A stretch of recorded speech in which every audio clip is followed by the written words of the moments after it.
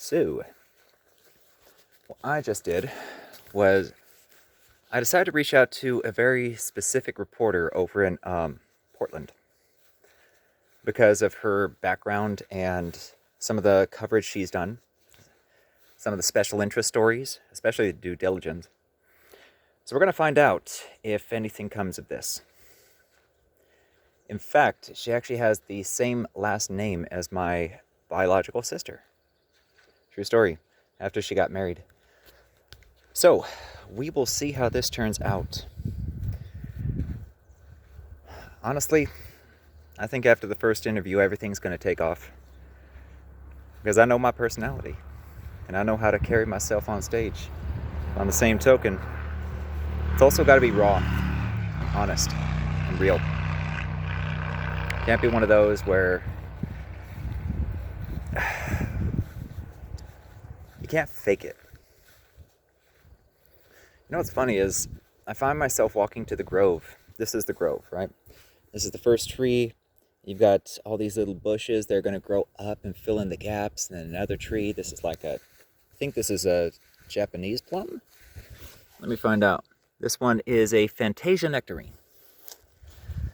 But we've got all types of blueberries and currants and all of that. And then there's a fire pit in the center, overlooking that little thing. I'm going to make the lake glow at night, that little pond right there. And then right where I'm standing, I'm going to use the excess mud that we have, go really old school, and build a mini love seat, complete with being lined with grass. When I said I was doing an enchanted theme out here, I wasn't joking. Oh yeah. Carrying these things with like 3 fingers it hurts one of the fingers, but you get used to it. I hope the reporter responds, but thankfully, I just talked to my mentor earlier. Okay, my mentor, Dr. Eugene Satterwhite. I love that man.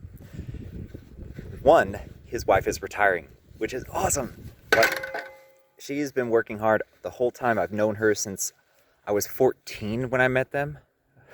So a good 20 years. Yeah, I was 14. Oh my God. Wow. So, yeah, and I've been Kojic since I was 14 too. That's Church of God in Christ, full gospel Pentecostal.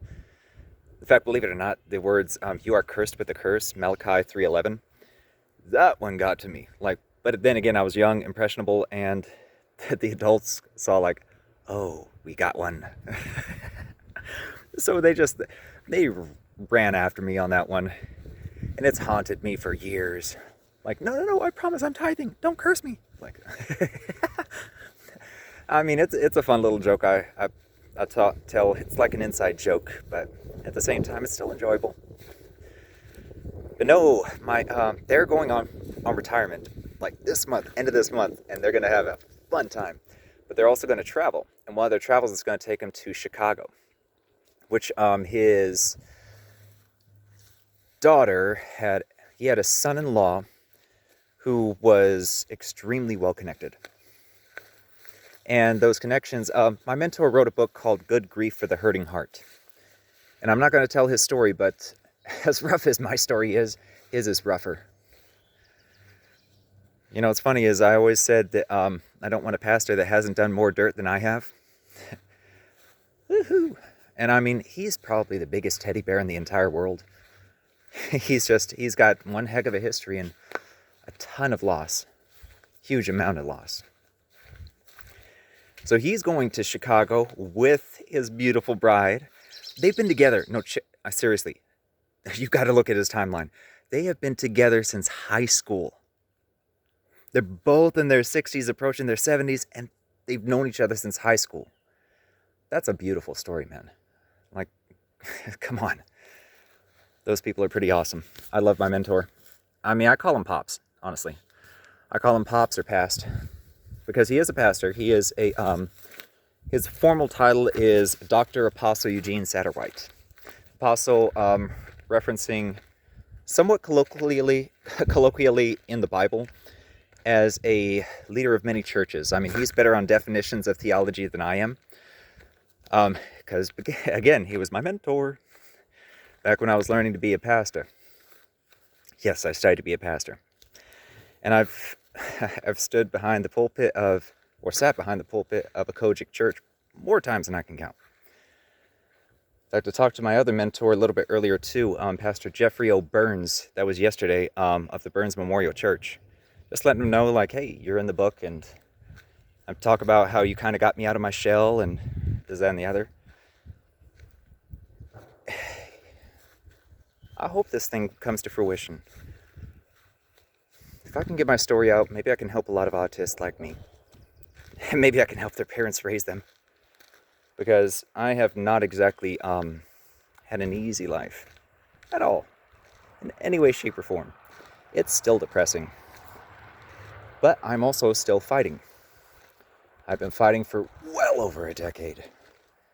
And when I say fighting for well over a decade, that means if you don't work, you don't eat type of deal. Or you don't pay rent. And I've been homeless. I've lived in a hotel. I've got one hell of a story. All from across this country. I mean, who the heck takes the heroin addict jewelry dealer and gets them into an exclusive bidding community through marketing? I pulled that off in like 2 months. Like, he didn't have a storefront. He had all sorts of issues. In fact, I even had a backpack full of jewelry. Like, at least $500,000 on my back. Not joking. And he did too. And we went to do a dealer-to-dealer deal because we were friends. He flew me to Florida. And we did like a jewelry show and all that. And I put it onto the website that I built. Like, I have some interesting stories. And I won't tell you the story that followed that one. There are stories that I won't tell. I guarantee you there are stories that I will never tell. Like, you cannot bribe me. This is just so peaceful. I'm going to build a duck pond right in front of where you're looking. Right on the deep end over there. Or not duck pond, a duck house. So it's going to double out because I don't believe in solving one problem at a time. That's just lazy. So what I'm going to do is I'm going to do a floating duck house to protect them and to basically give the family of 4 mallards, a little bit more protection and comfort from predators in a place where they could just walk up and walk in. And on the side of that is going to be a mini garden, a floating garden, with a little string down, to get the extra stuff to the thing. Oh, is it really that indented? Oh, it's just the shadow. All right. Sorry, I am so self-conscious when it comes to looks. I really am. And that's just, it comes with the territory. In fact, I see myself getting a little bit older, but I don't really look older per se, except for the lightness of the hair and the stress marks. Like, all of this is stress. My aging is just stress, nothing more. But then again, I had to fight my way off my mother's couch, which she was doing a good job of keeping me there. And, I mean, man, if you knew the stories, like, if you knew the struggle. But then again, who the heck's going to know unless I tell it? So I'm working on it. I got the book ready. I just need to wrap up the last section of this proposal and send it out. Otherwise, I'll be working on it for months. And I don't have that kind of time. So, anyway, I'm going to the hell off here and getting stuff done.